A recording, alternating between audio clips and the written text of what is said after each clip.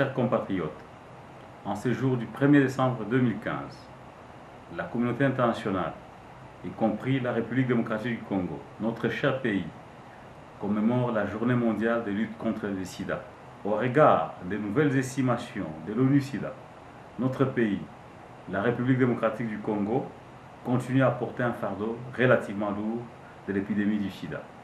Et cela en dépit des efforts que ne cesse de fournir le gouvernement de la République en collaboration avec les différents partenaires nationaux et internationaux.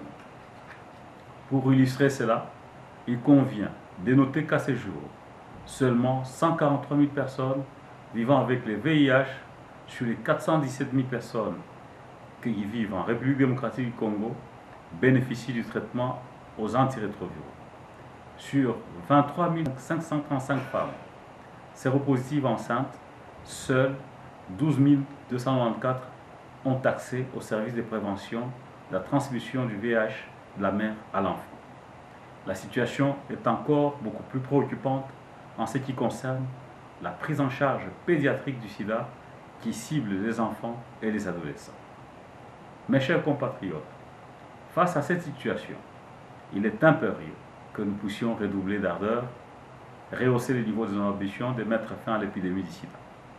À cet égard, le président de la République, chef d'État, son Excellence Joseph Kabila Kabange, en sa qualité de président du Conseil national multisectoriel de lutte contre le sida, a instruit le gouvernement de la République de considérer la problématique de la riposte contre le sida comme une des priorités du programme gouvernemental.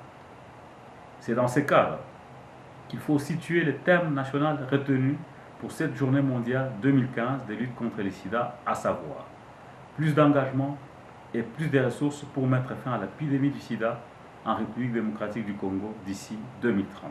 C'est aussi ici l'occasion d'en appeler une fois de plus à toutes les parties prenantes à un engagement fort pour plus de financement et d'innovation dans la lutte contre le sida afin d'atteindre l'objectif de une génération sans sida en République démocratique du Congo.